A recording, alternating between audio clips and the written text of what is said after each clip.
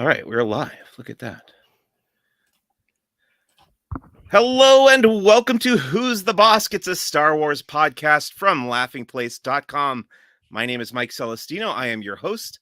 I'm the lead Southern California reporter and editorial director for Star Wars content at Laughing Place. This is episode number 133 of Who's the Bossk. We are coming at you live from the Laughing Place YouTube channel, and we are going to be talking about the second season premiere of Star Wars The Bad Batch on Disney Plus. For that discussion, I have invited my friend and fellow theme park enthusiast, Chris Glass.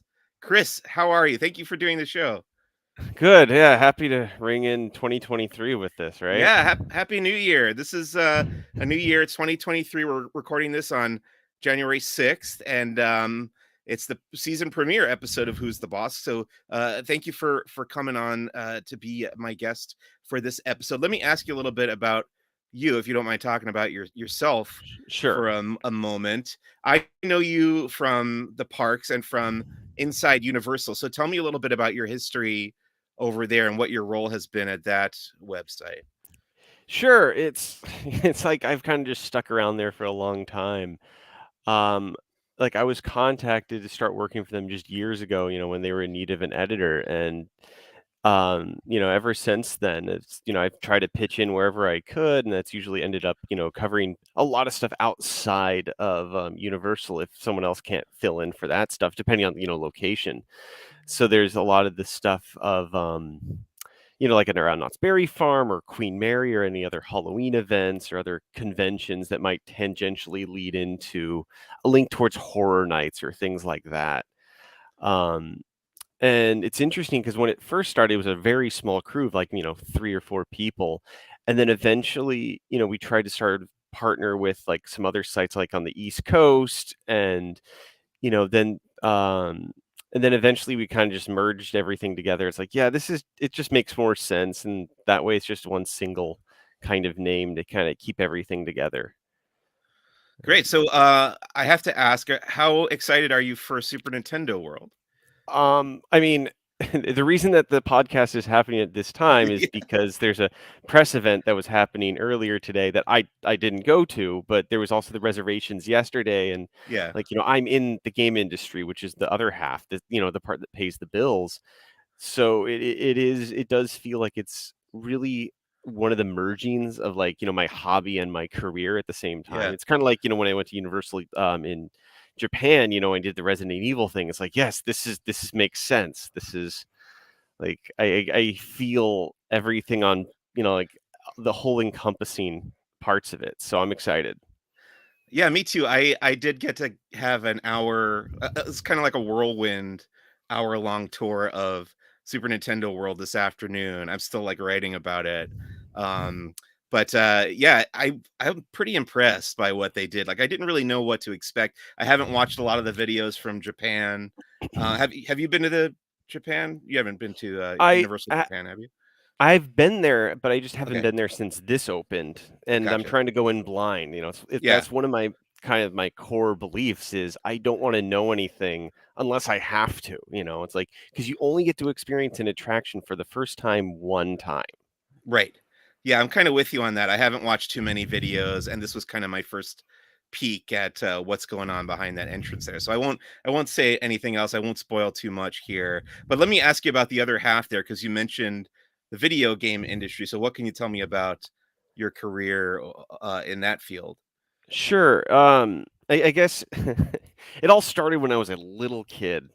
I had bad hand-eye coordination apparently, and the pediatrician recommended to my mother to get me a Nintendo system to help with that. Like this was like when I was maybe I think like 4 years old or so. So you got prescribed a Nintendo. Yes, and my parents already had like an Intellivision and things like that, but like Yeah, that was like so they went out bought me an NES, they hooked it up, and it was like the combo of like Super Mario Brothers, Duck Hunt, and World Class Track Meet, and yeah, I you remember put that. it in, Mario Brothers starts up, I'm digging through the instruction manual, like this whole thing is fascinating, and the first thing I guess I said was like I want to make this, I want to do this when I grow up, I want to make these.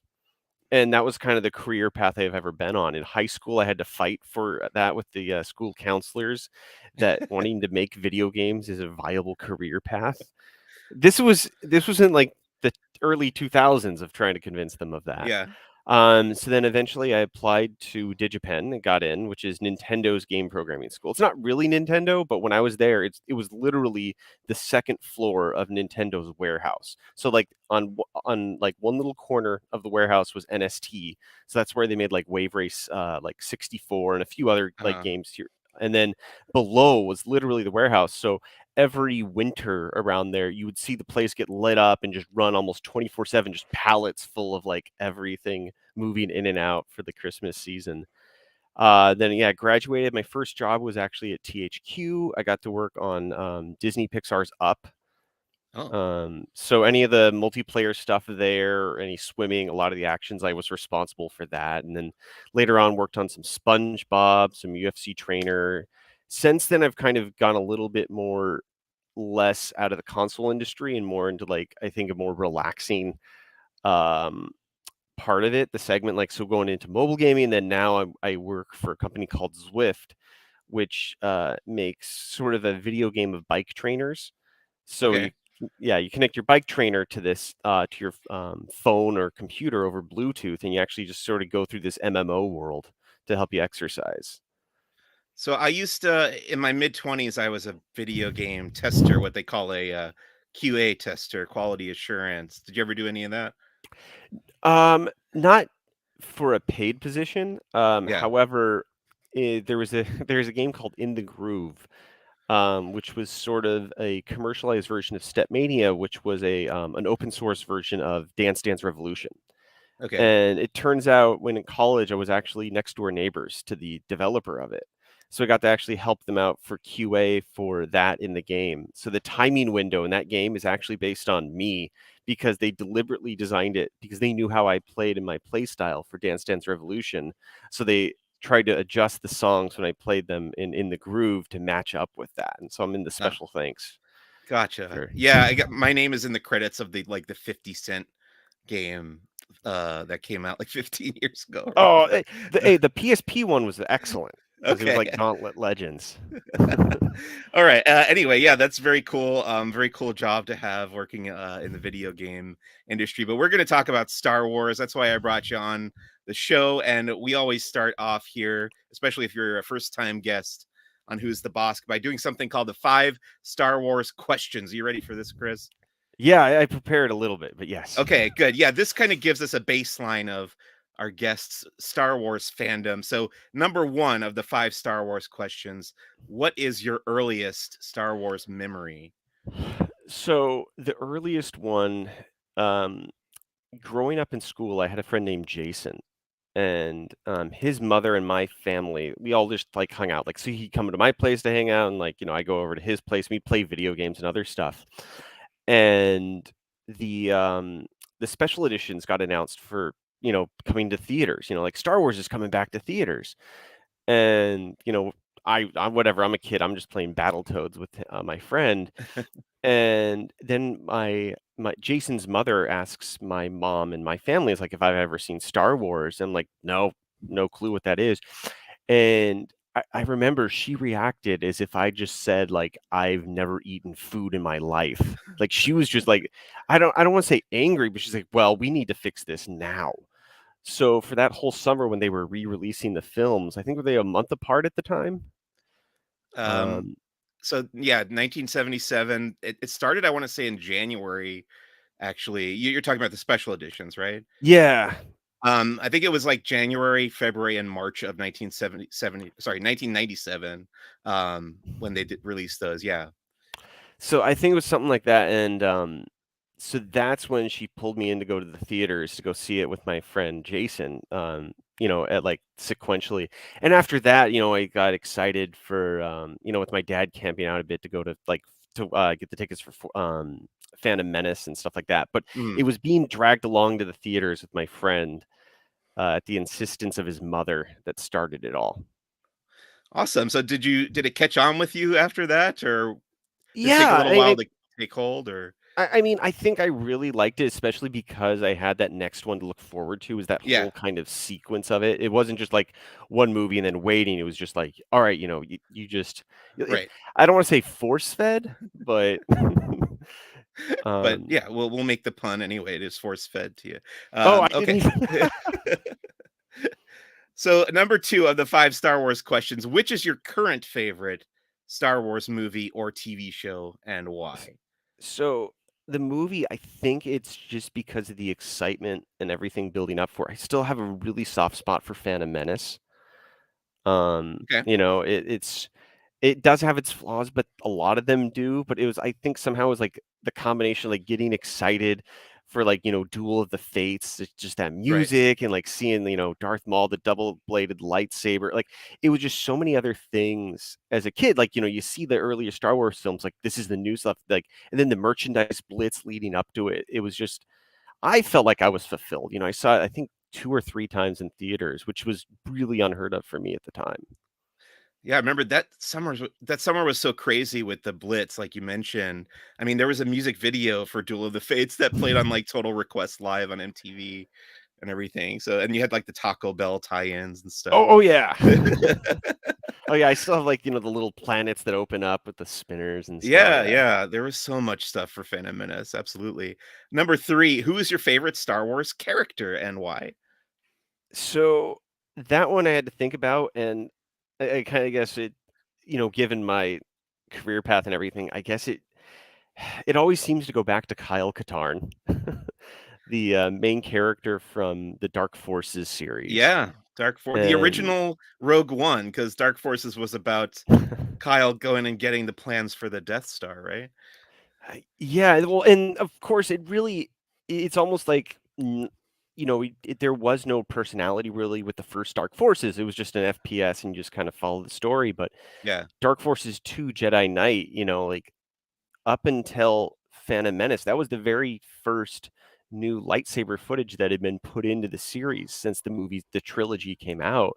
yeah. This was a big deal. Like, I put the game in my computer and like, you see this guy with like this scruffy beard and he learns the force powers and it's he doesn't really have that much of a personality, but you're playing as him. You're kind of feeling invested in and responsible. It's so Do you think Kyle Katarn will ever be brought over into the current canon? Because he's kind of part of that Legends timeline I right I now. mean, we saw other ones come in, Yeah. so I have to imagine at some point they will, if only so that they can sell a replica lightsaber hilt in the stores. Right, yeah, you gotta in Doc Ondars, we gotta be able to buy the Kyle Katarn lightsaber for sure. Alright, number 4. If you happen to live in the fictional Star Wars universe, where would you fit in? What faction would you belong to? So, some of the options I like to list off are the Jedi Order, the Sith, the Rebel Alliance, the Empire, the Bounty Hunters, the scum and villainy hanging out in the cantina, or anything else you might come up with. What do you think, Chris? Where would you be if you lived in the Star Wars galaxy? The funny thing I think of is I always think back to the Star Wars Online, history, specifically about how difficult it was to become a Jedi. Like, Yeah. just going through that list of, like, only a few were selected, and then you had to do these trials and all this stuff, and I liked that idea at the time because it's like, yeah, not everyone can be a Jedi. Now everyone wants to maybe, but for me, it's like, I think I'm fine with, like, just being a part of the Rebel Alliance. Like, I don't Okay. have to be the top person, but I like kind of fighting for So would you be a pilot, or would you be fighting on the ground, or that. if you had to pick a position in the Rebel Alliance? I mean, I almost like some kind of like recon or kind of like, Okay. back end, technical person because that's Sure. just who I am. Well, that's fun. Yeah, I like that. Okay, number 5, the fifth and final of the 5 Star Wars questions is called impression or possession. And this is where I ask my guests to either choose to do a Star Wars impression or opt out and simply tell me about a favorite Star Wars possession they may own. What do you think, Chris? Which one do you want to do? Well, I have my possession handy. So, Okay, that's great. and it's volume 92 of the Nintendo Power. This was Okay, a big deal at the time because Nintendo Power, when at this time, for a number of years, it was the number 1 most circulated magazine in the country, Wow. you know? And so this was the debut issue for Shadows of the Empire. But the big deal at the time was that this was actually the very first multi-cover issue that they did. So Okay. there were actually 4 different covers of this, and they all didn't have the same rarity, and there was, like, it's a whole connecting series of it. But the hardest one to get was the one with IG-88 on it. Okay. And at the time, I was actually taking a summer trip up to, Redmond, Washington, where Nintendo is based, and I was missing this one at the time, and I can't remember how I was talking to someone up there, like, in the customer support area, because I brought some other stuff, and they managed to get this for me to help complete my collection of the 4 issues. And so, That's like, really cool. yeah, so having this is like, "Oh, yeah," someone helped me complete my collection. It was I love it. I had no idea that those even existed, to be honest. I had a subscription in Nintendo Power when I was a kid, but I think that was a little after my time. But yeah, that's super neat. I didn't know about those covers at all. Okay, that's going to bring us to the end of the 5 Star Wars questions and to Star Wars headlines for this week. There's actually not much to talk about. We just got out of the holiday season and we didn't have a lot of news coming out, but there was a new Star Wars comic book this week. It was called Star Wars number 30, the main flagship Star Wars title from Marvel. Chris, do you keep up with the Marvel Star Wars comics at all? I because I've tried to kind of cut back on my comics, I've tried to stick to mostly miniseries. Okay. The only ongoing one I was really reading for a while was the Poe Dameron comics. Hmm. By Um, Charles Soule, one of my favorite current writers for Star Wars, for sure. Yeah. yeah, like that one, and then, like, there was the one based on Galactic Star Cruiser I was going Yeah. through, like, but mostly, like, miniseries and things that kind of have an end or one shots that I kind of Yeah. know will complete the story. That's fair. That's totally fair. There are so many Star Wars comics coming out these days that it's very difficult to keep up. But this one, I do recommend this main flagship Star Wars title. It's also written by Charles Soule, and this issue in particular ties in with the High Republic, which, if you're into that publishing initiative, this is a good like.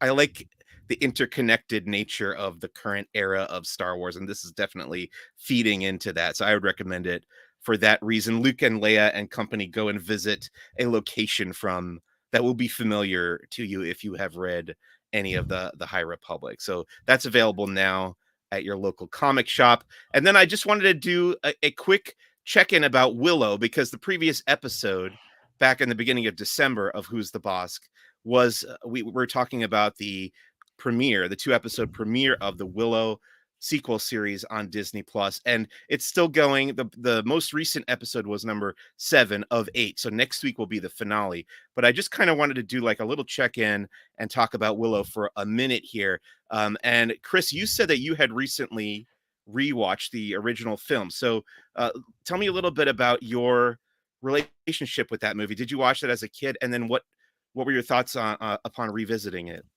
So, as a kid, I think I had watched it, but it had been so long ago, I had almost no real memories of it other than like, "Oh, yeah, no, that's Willow," and, like, I almost had more of a memory of, like, the video game of it than Yeah. anything else, Okay. and, which is obviously gonna be light on story other than, defeating little guys and stuff. But going through it again, over the course of this Christmas break, it was really the first thing I remember was being shocked at, like, how young Warwick Davis looked, Yeah. and then I had to look it up, like, how old is this guy has kid like, he was 17 in the 17. filming. Yeah. And that kinda, like, puts more into perspective, like, like, the new series of, like, okay, this isn't that old, like, he's not like, for some Right. reason, everything in Willow made me think, "Oh, no, Warwick Davis is this old guy," like, I think it's because of Lord of the Rings kind of tainting my Mhm. idea of, any little person instantly being, some sage person, like the age of Yoda or whatever. Right. Yeah, and then thinking back, even rewinding time from that and thinking about him playing Wicket, the Ewok in Return of the Jedi, so he was what, like 5 or 6 years younger than that in the Wicket suit, too, probably what, 11 or 12 years old. Yeah. Which almost it helps embody the attitude of the character at that time because Yeah. yeah, Wicket was definitely an immature little child. Mhm. So that makes it realize I don't wanna say it's less acting, but it's definitely, I guess, more in their wheelhouse when they're that young. Right, right, right. So, upon watching it this time, did you, enjoy it more than when you or did it do you feel like it'll stick more in your memory? Will you take more away from it this time Oh, than when you were a yeah, kid? it did. It was interesting, like, kinda going through it, like, reading that, like, it was meant to be world building, like, there Yeah. was meant to be a lot more after that, and they waited for years, like, to get the special effects ready and, certain stuff. It was funny seeing, like, Kevin Pollak as, like, I can't remember the name of the people. The The brownies. brownies. Yeah. Yeah. But I loved kind of how it every world kind of almost had, like, a unique story that it was I don't know if it's directly an homage, but, like, it felt like, at one point it was like Gulliver's Travels where he was, very small and Yes. then very big. Um, and it's it was interesting because like, it seems like it was majorly focused on the baby, but it really wasn't. Mhm. The baby is almost like the MacGuffin just to The move. baby is the ring from Lord of the Rings, basically, right? Yeah, yeah, there's, like, so many parallels to other similar Yeah. stories, but there's no single one that it copied, and, like, it was I found it adoring and goofy in that kind of Yeah. early Star Wars age where it Uh-huh. didn't take itself too seriously. The only thing I found surprisingly missing were a lot of the, Star Wars transitions. Like, I was waiting for, like, just a wipe to go across the screen. I wonder if they intentionally opted out of using the wipes to differentiate it from Star Wars. I wonder if that came up in the editing process. You know, that I bet you it had to be, like, Ron Howard being like, "George, no, you gotta." Not everything could have wipes. Yeah, but, like, even then, it was a really progressive film, especially, like, towards the end where it's just, like, literally 2 old ladies beating each other up, and it's like, Right. "This is psychotic, and I love it." But even that is kind of the battle between Gandalf and what's his name? Saruman in Lord of the Rings. But yeah, he definitely borrowed a lot from Tolkien for that. But you haven't had a chance to watch the series yet, right? No, so the other thing that happened last year is, my wife gave birth to a child, Yeah, so trying to find time to congratulations. squeeze everything in, No, I it understand. Yeah, I just wanted to say, like, what you said earlier about the combination between the fantasy and the humor and the irreverent kind of spirit of Willow, I think definitely carries over into the series. So I would recommend it for that reason. But I did want to just do a quick check in on my thoughts in the last like 5 episodes since I've done an episode of Who's the Boss, and there have been some that I really liked and some that didn't connect with me as much. I think episodes 5 and 6 I didn't really care for that much. I think those two kind of veered a little too much into the goofy side of Willow.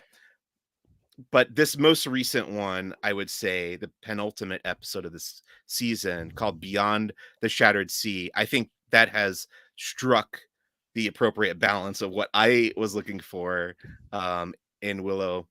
And yeah, I think do they're probably gonna hit a home run in the finale. I hope that I think it's back. It's a return to form, is what I called this most recent episode, and I think the finale will probably end on a high note. I'm hoping as we approach that last episode next week. But the other thing I wanted to mention about this most recent episode of Willow is that we had a special guest star in that episode from Lucasfilm's past, and his name was Julian Glover. Do you know who that is, Chris? the name sounds really familiar. So he's an actor. He played Walter Donovan in Indiana Jones and the Last Crusade, the villain in that film. And then he was also General Veers in The Empire Strikes Back, the guy commanding the at Walker attack on the Okay. rebel base on Hoth. And he's also in Game of Thrones. He plays Grand Maester Pycelle, I think, in Game of Thrones. But I just thought it was great. He's getting up there in years, but it was great to see him in Willow. And people have pointed out he's kind of like made the trifecta of the Lucasfilm franchises by appearing in the Willow series. So I really enjoyed seeing him there. But yeah, any It's like any the other thoughts? Yeah. Lucasfilm EGOT, right? Yeah, exactly. Now, if they ever make a third American Graffiti movie, he just has to appear and that, and he'll be all set for the Lucasfilm EGOT. Any other thoughts on Willow before we move on here?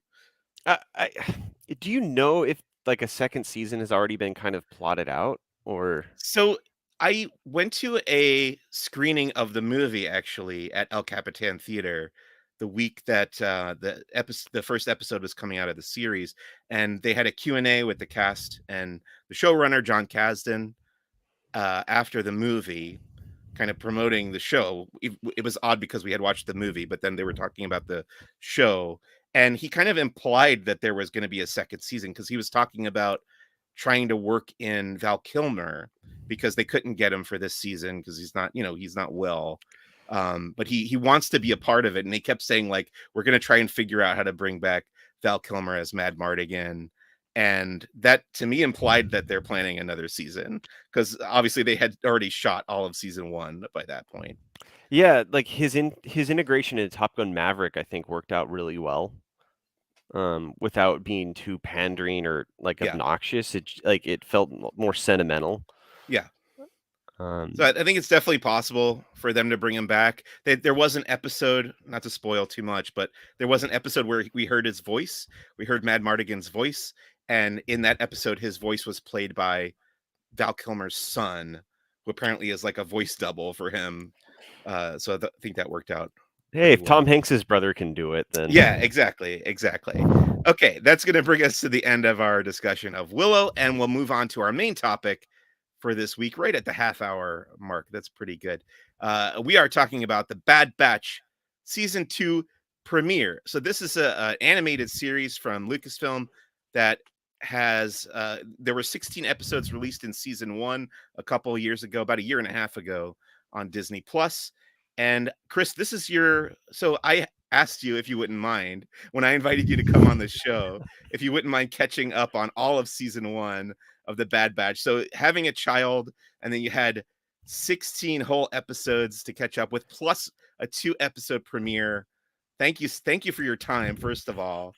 But tell me a little bit about your experience going through season 1. What were your expectations, first of all? Was this something that you wanted to watch? And then what did you think when you actually did go through it? well, so I've the only Clone Wars that I've really sat through and seen all of was the original Tartakovsky, like, ones, like the ones that were not really like the Yeah. pre-Clone Wars that Yep. almost, Mhm. They call it the um, micro series. That's the fan name and for it. But yeah. yeah, and I love that one. It's beautiful, it really is where it felt like it was an art form.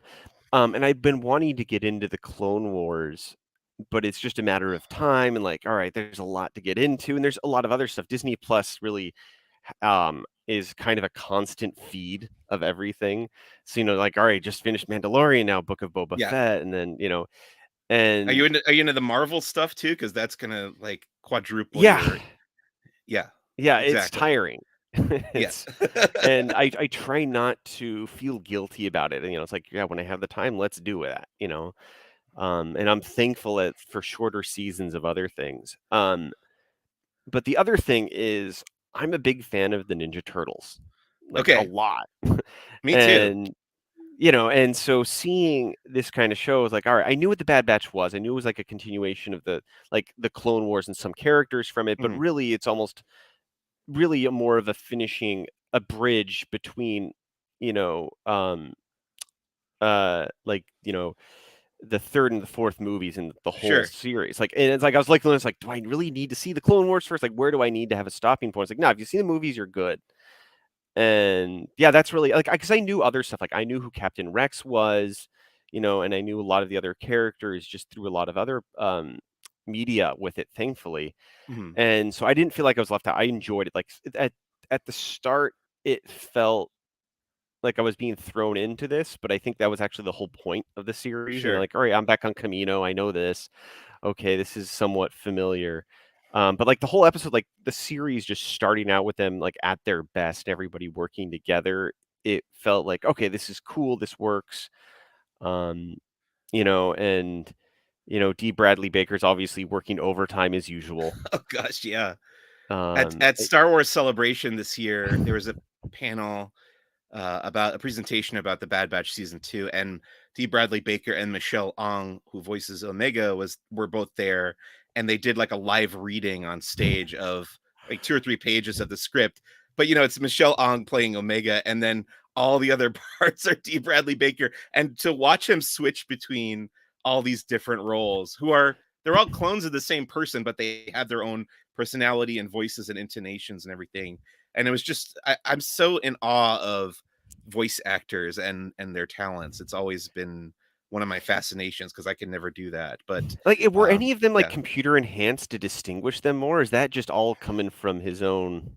from what I heard live in that room, it sounds like it's all him. But that's a great question. I don't know, to be honest, if they are Yeah. enhancing it in any way, but certainly very, very impressive. No, but yeah, I loved the whole series. Like I just kind of we kept on going through it because I wanted to see what happened. Like I wanted to see what happened to Crosshair and what the development was, and like Yeah. the twist when it turns out no, I had my inhibitor chip removed, which I don't fully believe, but Okay. you know, I feel like that might almost be a twist that might be revealed later, but who knows? Sure. I'm skeptical of the the bad guys all the time. Um, but, like, it felt really engaging. The only real downside of it to me was it felt like Echo was kind of put more in the background. Mhm. Like, you have this guy who's a robot, yet Tech was the one that was always smart and into the computer stuff. Right. And getting into season 2, I was really glad to kind of see Echo have more of his own personality coming out again. Yeah, that's true. Echo does have a bit more to do in this two-part season premiere. So that's a good segue to get into talking about these new episodes that came out this past Wednesday on Disney Plus. So I guess to start off this conversation, I'll ask you: coming out of season one, was there anything that you were hoping to see or expecting to see in season two?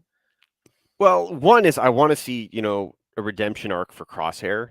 Like, I Okay. don't know how that's gonna be possible, but I want there to be, like, and that's almost what the finale of season 1 focused on.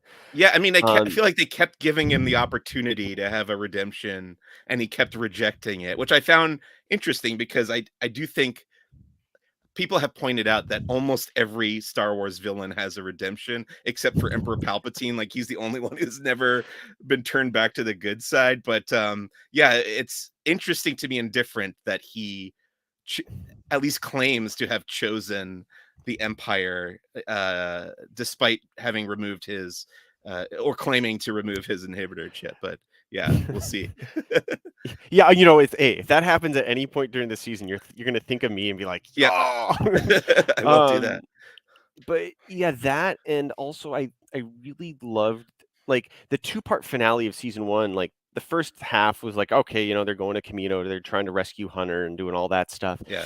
Then the second half, it just felt like a 30-minute gauntlet of action. It just the scale of it was just so much more than everything that came before in that season, and I wanted more of that. It felt like everything, like built up to this, all cards are out on the table, everything is just, going nuts.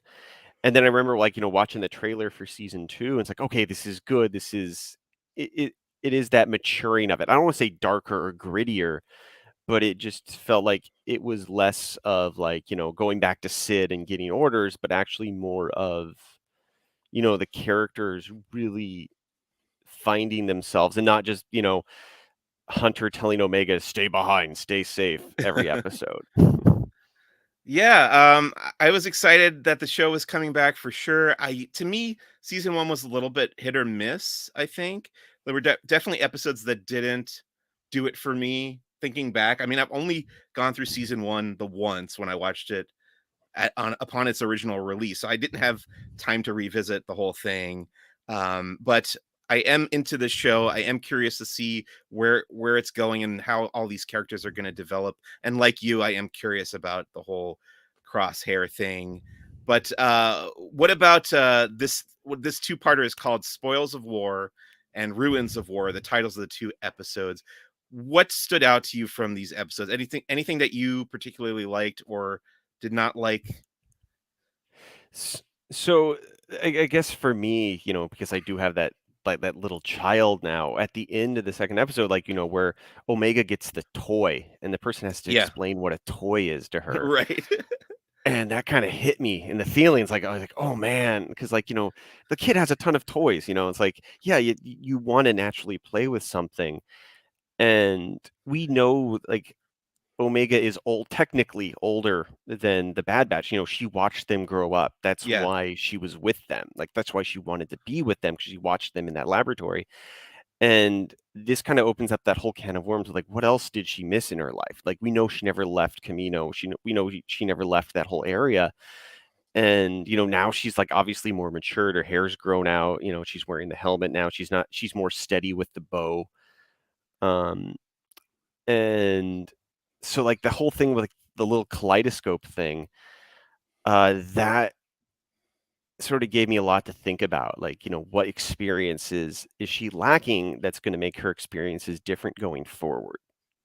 I really like that moment as well. And that character, his name was Romar Adele, voiced by Hector Elizondo, character actor who's been in just a ton of stuff over the years. But I thought he had a really good performance. And yeah, just this, he almost kind of had a disgust in his voice about how Omega was being raised. Although I don't know if you could really blame the Bad Batch for that, or Well, yeah, yeah, it's not his fault. Like, but of course you would be disgusted. Like, it's yeah, like he doesn't know that, like, she's been traded off and like, they're the right. surrogate family. As far as he knows, like they abducted her along with him.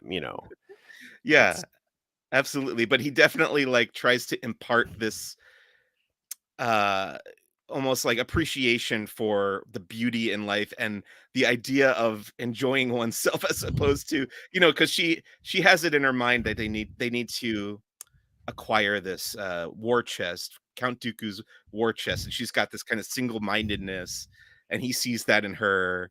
And yeah, I think his if he were raising her, he would be doing it very differently, even though he is also affected by this same war or the same empire that's kind of imposing its will all over the galaxy. So let's talk about the plot of these two episodes. Chris, how would you describe what actually happens here to somebody who hasn't watched it yet?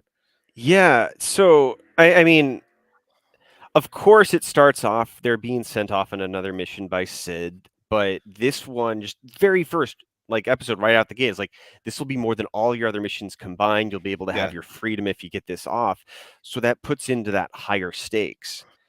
Well, And even before that, we get I want to mention the kind of like Raiders of the Lost Ark opening of them like carrying that crate through the jungle and running away from these giant crab monsters. And um I don't know, this is kind of just like reestablishing that they are still working for Sid and running these missions before they go back to the planet Ord Mantell, where Sid has got her cantina, and then it picks up where you were talking about, where with her kind of assigning this new mission from a new character played by Wanda Sykes, the comedian. And yeah, go ahead, pick it up from there. yeah, and it's of course, it's they're going to it, at a dangerous plan like Count Dooku is like, oh man, Count like like hey, it's a name you haven't heard in a while, Mhm. and of course it's no, he's gone obviously, but Yeah. it's like yeah, trying to like get his war chest. It's literally chests this time too, not just a metaphorical one. Yes. Um, and of course they get there. A lot of the stuff is almost as far as we know, it's almost all loaded up right onto the ships and they have to try to just seize at least part of one chest of one giant shipping container of many ships, all I think each holding 50 um, chests, each shuttle. And at the same time, Omega is trying to learn and educate herself with this whole world. So she's like learning about like how all the ship classes are, what they can do, the Yeah. capabilities of this, which comes into play later. Um, and of course, things go wrong. They get discovered and they get split into two halves. And so while Hunter's off busy, like sort of sabotaging like the ships on the ground, um, the uh, the other half of the team, with Echo, Tech, and Omega, they end up kind of jettisoned into space. Right. And I found it hilarious at one point, like, where one of the troopers that they, kinda knocked out wakes up, and they just knock him out again on the way out. Because like, "Oh, well, no escape pods." Well, turns out, as she researched properly, the shipping containers themselves, have thrusters so that they can Mhm. land somewhat safely. Right.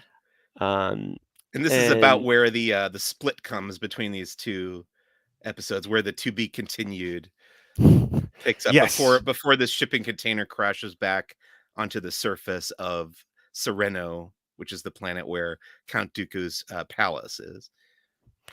Yeah, and so then, of course, the episode, comes back. The second episode starts, and immediately the retro thrusters do enable, a lot later than Omega thought they would, but just enough. And then they kind of get into something where they don't realize this at the time since there's no windows inside a shipping container, but they're on the edge of a cliff.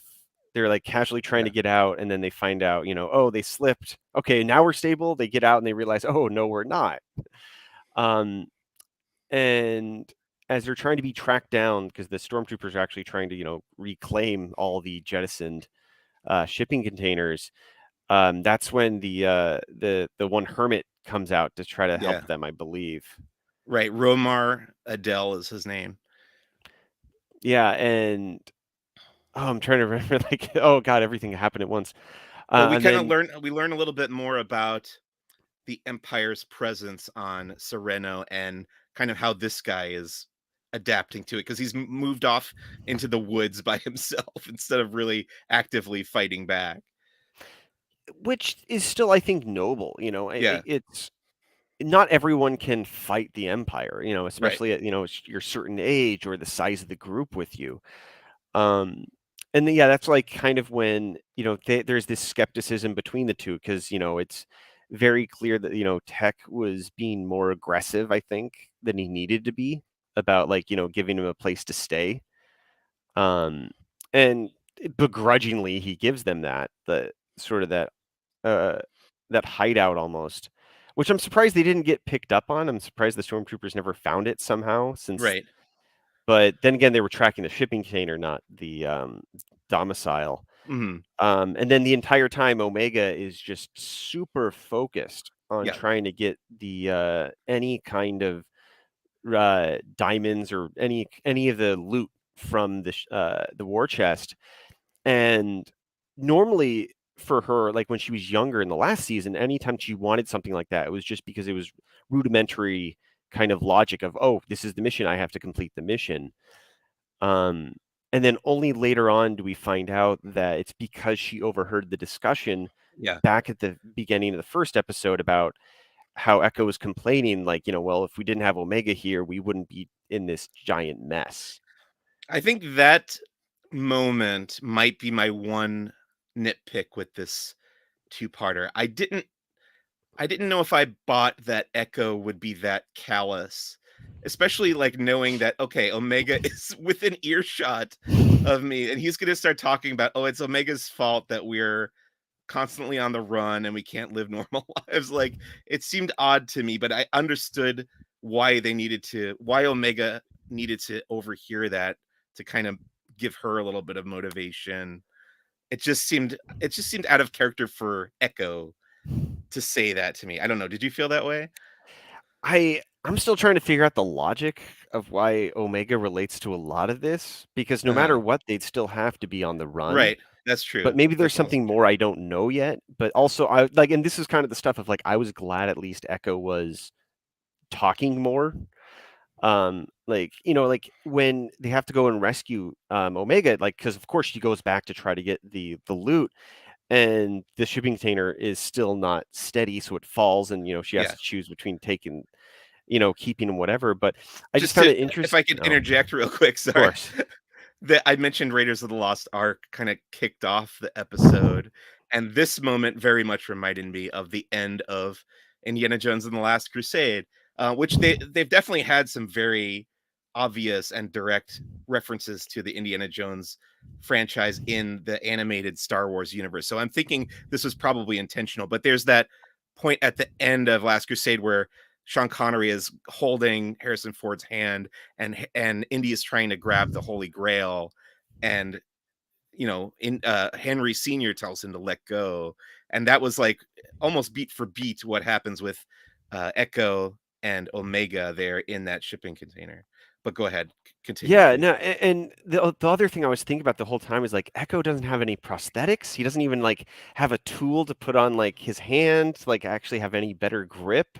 And I'm just starting to think about like all this other stuff of like, I guess it's good that they showed like, open disabilities and things like that, but obviously this is not the most um not the most optimal way for someone to be, handling this situation. But I was surprised he didn't bring that up. It's Right. like he didn't like, it would have been nicer to have more than one hand.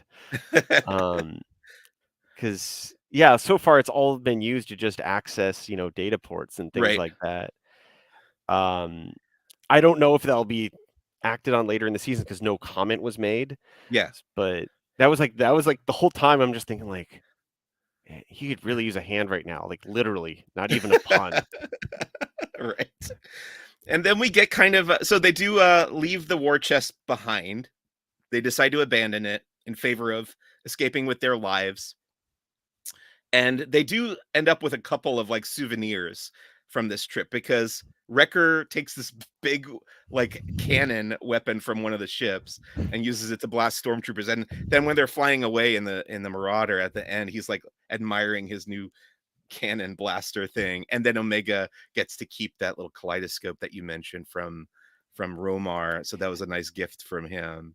Yeah, I liked when Wrecker, I think, like, they took the battery out of the tank, and I Yeah. was like, it was a surprising moment for me. It's like, Wrecker obviously is the big but stupid kind of Yes. trope, but the fact that he knew that he could just take the battery out and plug it into the gun to, like, use it, that was, huh, okay. He knows Like, his there is more to munitions, him. I guess. Right, Yeah, like, exactly. just I love that line where he's like, "Ha, I make a good tank," or something like that, Yeah, and make a good tank. Yeah, that was a good line, absolutely. And then, the final scene, which I really loved, probably my favorite part of this episode because it's very dark, is a conversation between Vice Admiral Rampart and the new clone trooper that we met in this two-parter. His name was I lost it here. His name is Captain Wilco, and so they're talking about, Vice Admiral Rampart is saying that, "Oh, there was an error in your report about this mission. Um, you mentioned that the clones you encountered were Clone Force 99." He's like, "Yeah." And he's like, "Oh, we have to make a change there." And Wilco says he won't make a change if he doesn't believe it to be true. And then Rampart just shoots him, and he Wilco just like falls off the platform there, just like murdered in cold blood, which I thought, very dark for child what is essentially, ostensibly a children's cartoon, although it's meant for everybody, I guess. But yeah, I enjoyed that. What did you think of that, the ending of this two-parter? so, yes, it is, yeah, dark, and I think one of the things is, like, this is a series that you probably would have grown up with. This Yes. might not be the best jumping in point for the young kids. You start out with Clone Wars, then you Yeah. go through 9 seasons of that, then you get into this and, like, you're going to be older now. So I think hopefully there's that maturity to understand this. Although I don't did they ever explain at any time in the first season why all of their guns are set to stun?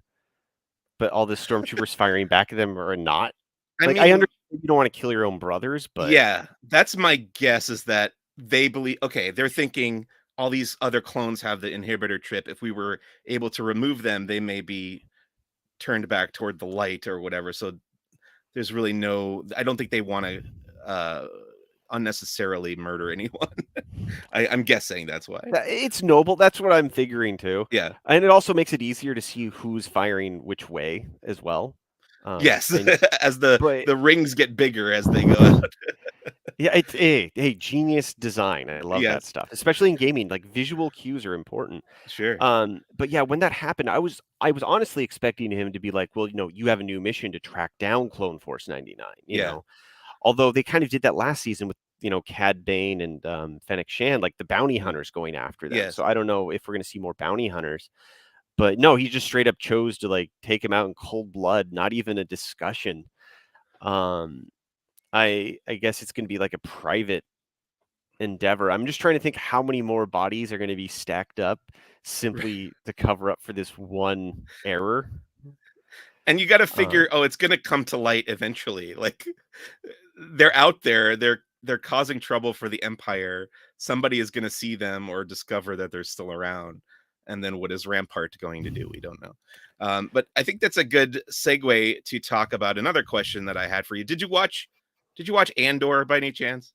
Not yet. It's Okay, dark, and it was like Christmas time. I'm like, "I'm gonna stay more pleasant." Everything I've seen sure. about Andor is just like, all these other Star Wars shows are fun, and then Andor is, you know So I guess since you haven't watched Andor yet, I'll ask you, how do you feel about different Star Wars projects having a variety of tones? Because like you mentioned, Andor is a little bit more serious, it's a little bit more adult, it's a little darker. Clone Wars and Bad Batch, I feel like, are in general more family friendly, although it has veered into some dark themes. But do you think there's room for all this type of different, tonally different Star Wars storytelling out there? I mean, yeah, I think it's overdue because, like, the comics, a lot of them have different levels of that, you know? Yeah, Like, there's definitely, like, the Star Wars mainline one is, very kind of not that serious or not that silly, whatever. But then there's definitely, like, the IDW, right. uh, branding of that one had a lot more cartoony look and feel to it, and, like, not to keep going back into the video games as the example, but I always loved Star Wars had its own genre of games, basically, its own pantheon. Like there was the episode racer, then there was the bombad racers. You have like the Right. silly games like Yoda stories, but then you do have Shadows of the Empire and you know uh, Fallen Order and stuff like that. Yes. So I think Star Wars is a big enough world where yeah, you can make room for every kind of tone that you want. And, as long as you come into it with an open mind, I think that is not a problem. Yeah. And you're not going to get Yeah. whiplash necessarily, because I'm somebody who consumes all of Star Wars basically, both for my own enjoyment and for work. But I feel like there's a connective tissue that ties all this together, not necessarily tonally, but certainly thematically. And I don't feel like I'm going from one series to another and thinking, oh, this doesn't feel like the same universe. I think it all works in concert with each other, if that makes sense. Yeah, it's like, yes, like Andor exists and things can be very, brooding and, but then, you have like, Galaxy's Edge, you go to the, Yeah. Toydarian stuff and you get like this little silly doll of Admiral Akbar. Yeah. And it's just what it is because it is a whole living, breathing world. Not everything in the world is going to be serious all the time. You don't want to have the same content all the time Yeah. of that same mood. When sometimes you want something sad, sometimes you want something happy. It's just that natural void filling. So now that you've seen all of season 1 and the season 2 premiere of The Bad Batch, do you plan on continuing to watch it now that you don't have to catch up for a podcast? Is this something that you'll keep up with? Oh yeah, I mean, granted, it's an easy habit to do. Like, all right, once a week, when I'm having dinner or something, we Right. can watch it as we go to bed. And then, yeah, I'm probably now gonna have to, catch up and go through like, all of the Clone Wars, to kind of fill up that missing part that I've had all those years. So no, I have no intention of giving it up. I don't feel a real, because I want to know what happens. Okay. Something else I was thinking about, I was rewatching the episodes today, the new ones, and I was thinking, oh, it's technically like a half hour show as opposed to The Mandalorian, which is technically an hour show, but really they're only like 5 to 10 minutes in difference in length, because a lot of the Bad Batch episodes are closer to like 26, 27, 28 minutes, and then many of the Mandalorian episodes are like 35 to 40 minutes. So it's not a terrible difference in actual length of the show. It's just it feels like, oh, I could consume a Bad Batch quicker than a Mandalorian. I don't know why it feels that way. Well, that's the thing with streaming now, especially with Disney Plus more than anything else. I guess we have Netflix to thank or not thank for that. Is Yeah. we've kind of lost the concept of an episodic show, like a hard 22, 24 minutes with, Yeah, thinking like I'm still trying to think like how are they ever going to break this up for like showing on the Disney Channel or something right. for linear television one day. And I don't know if that's even a concern anymore. Because granted, that gives them more freedom, but sometimes you get a little bit better structure with that. And yeah, yeah, it is interesting. Like I go into these shows and like, yeah, they'll some episodes will be like 5, 10 minute swing. And I'm not conscious of it. It's like, yeah, you just kind of watch till you're done, or you come Yeah, back and revisit it since you still have that connected story anyway. You're yeah. not really losing that much at the end and wrapping up to the next one. Everything kind of still kind of keeps a good pace. That's the other thing I was kind of thinking about too, since you mentioned airing it on TV, either basic cable or broadcast or whatever. Now that Disney Plus is going to have ads, I was wondering if the showrunners for these live action shows or the animated shows or whatever are now given an imperative to like build in these almost like commercial breaks, basically like how you used to do it, have like act breaks for commercials in the middle of the episode, or if they're just intended to, write and produce the episode as you would, as though it has no commercial breaks, and then Disney Plus just decides where the breaks are going to go. Which one do you think that the Well, I case is? think yeah, because I have the one without ads, Yeah. and but I know right now I believe the whole process was it just shows the like all of them at the beginning, and then Okay. you stick on through. But that even was not totally implemented yet because I believe Roku doesn't support Disney with ads right now because they didn't update their ad because there's a whole revenue distribution thing. But it just kind of shows how last minute introducing ads was into the whole system. It like the whole thing, like the kids version doesn't have ads yet right now. So if you make a kids account in Disney Plus, you don't see ads because they don't have the proper COPPA compliance yet. But you can't watch like Deadpool at that point, right? Right, and it's also very inconsistent about what is and what isn't on the kids version of it. So yeah, I'm gonna be curious to see if the introduction of advertisements does affect the plotting and the Uh-huh. pacing of episodes, Yeah. simply because not only do you have those breaks, but there's also that kind of that slight recap when you come back and when you watch something without ads, you always get and then, it fades to Yeah. commercial, and then they start at that exact Right. same scene over again. So when you watch without ads, you're just seeing that it's almost like a glitch in the matrix. Yeah, that's funny. Yeah, it's weirdly they would have to like course correct back into the old way of structuring television series if that's the route that they decide to go down. But I'm very curious about that. So anyway, since you are going to keep up with the Bad Batch, is there anything that you're hoping to see or expecting to see for the remainder of this second season? I mean, always surprise character guests is good. Yeah, I was happy to see we more of certainly had just a lot of those in season one. yeah, and I honestly, I like I was saying earlier, it's like, seeing more of something with Crosshair and Yeah. more development of those characters, but also just, I guess, more introductions of people to this like hearing Wanda Sykes. It's like, oh, okay, this is cool. It's a familiar voice. I Yeah. want to see that kind of that kind of variety being brought in. Because I think one of the worst things in 3D CGI shows is that it always feels like introducing new characters, scenery, and anything like that is always outside of the budget a lot of the times. Right. And it doesn't seem like this show was constrained by that. It doesn't really feel like it's a CGI show. They're going to a new world every episode. They're doing different lighting all over the place, and I'm just Yeah. fascinated by that part of it. I like the production values of it. It doesn't seem like they want to limit themselves. Yeah, that's And something we really didn't touch on is how I especially in these last 2 episodes in the beginning of this season, really pretty, especially the backdrops, or I'm not sure how they're creating those, if those are 3D rendered or if those are matte paintings, or I'm not sure what you would even call them in this style of animation, but very nice looking for sure. Definitely can say that. But yeah, I'm excited to see the rest of season 2 of the Bad Batch, and we'll be talking about all those episodes right here on Who's the Boss. Anything else that you would like to say about the Bad Batch specifically before we move along here, Chris?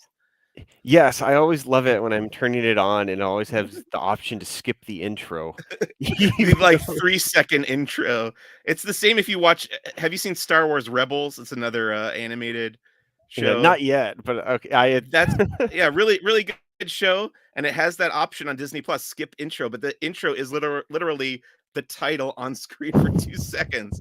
It's like, well, why even put that little button there? I don't know. Anyway, that's another nitpick, but that's going to bring us to the end of our discussion of the Bad Batch for this week and to our final segment here on Who's the Boss.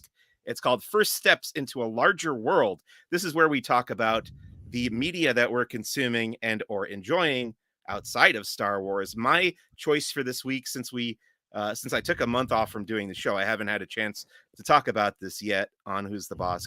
It's Ryan Johnson's new film, Glass Onion: A Knives Out Mystery, which is available to stream on Netflix. I really enjoyed it. I've enjoyed both of these movies so far. I'm a fan of Ryan Johnson as a filmmaker. Did you check this out yet, Chris? Have you watched Glass not Onion? yet. We're making time to watch it on Sunday.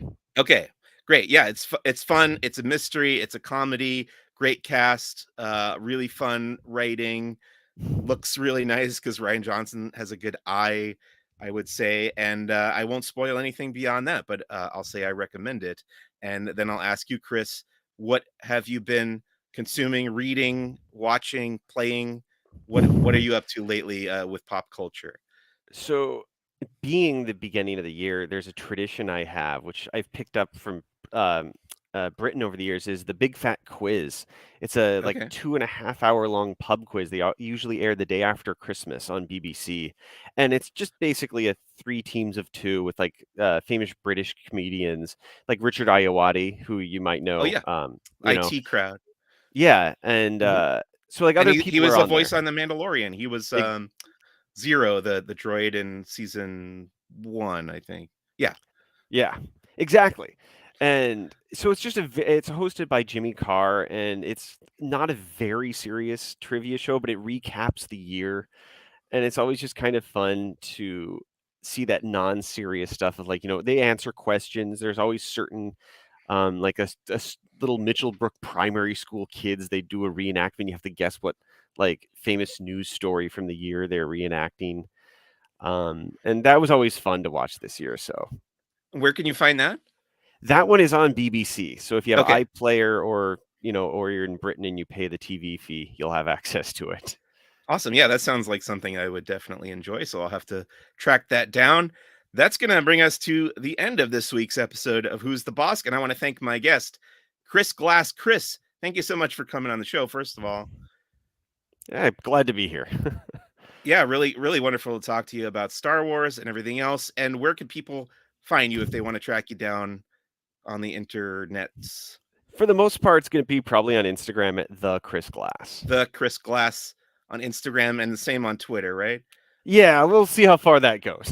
Right. Yeah, I know. I've been avoiding it myself lately, as you may have noticed. But that's going to bring us to the end of Who's the Boss. As always, please visit laughingplace.com. Next week on the show, we'll be talking about more Bad Batch with episode 3 of season 2 and the season finale, or maybe series finale, who knows, of Willow from Lucasfilm as well. I'm on Twitter at Who's the Boss Pod and on Hive, which is my chosen alternate for Twitter right now until that goes away. Who knows? At Who's the Bosk with no pod at the end.